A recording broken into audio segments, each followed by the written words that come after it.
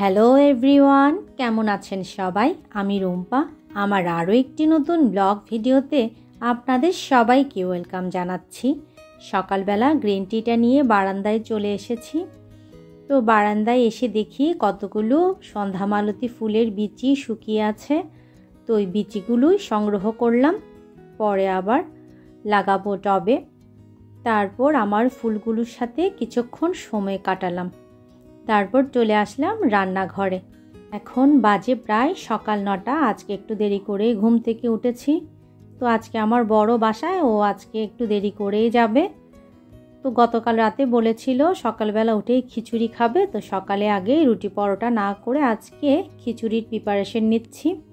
তো গতকাল রাতেই ভেবে রেখেছিলাম খিচুড়ির সাথে কি রান্না করব।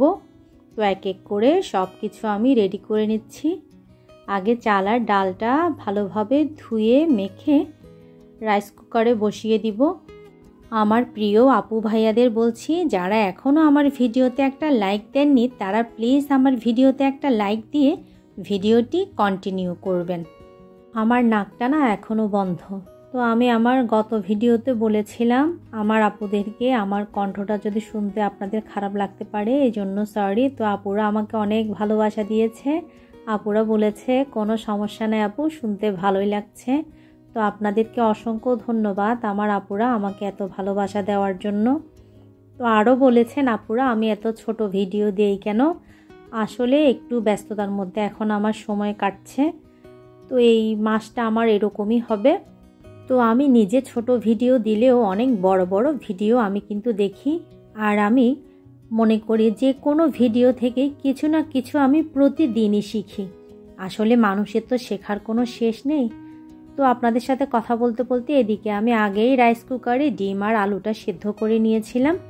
ডিমটা ভুনা করছি আর আলুটা ভর্তা করব। আমার বেগুন ভাজিটাও হয়ে গেছে, আলু ভর্তাটাও করে নিয়েছি। তারপর ডিমটাও আমার ভুনা হয়ে গেছে প্রায়। তো একটু ধনিয়া পাতা ছিটিয়ে ডিমটা আমি নামিয়ে নিয়েছি। ইউটিউবে আসার আগে থেকে ভিডিওর দেখাটা না আমার একটা কৌতূহল। তো আগে হয়তো বা কাউকে এত কমেন্টস করতাম না, এখন চেষ্টা করি ভিডিও দেখে একটি সুন্দর গঠনমূলক কমেন্টস করে আসার। আর যার ভিডিও দেখব অবশ্যই ফুল ওয়াচ করব, সেটা হোক 10 মিনিটের হোক 11 মিনিটের। তো আমার রান্নাগুলো সব শেষ। আমাদের 3 জনের জন্যই প্লেটে আমি সার্ভ করে নিয়েছি। তো আগে একটু আচার দিয়ে দিচ্ছি।